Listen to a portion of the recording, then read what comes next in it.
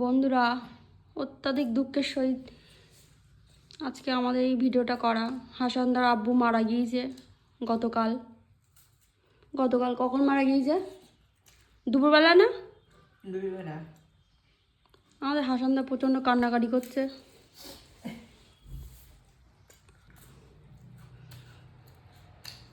হাসানদা, তোমার আব্বা মারা গিয়েছে, দোয়া করবো? ঠিক আছে, ইনশাল্লাহ আল্লাহ যেন বেহেশতবাসী করে তোমার আব্বুকে।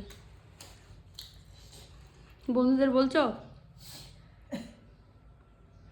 খাও। হাসানদার খুব কষ্ট হচ্ছে, কান্নাকাটি করছিল।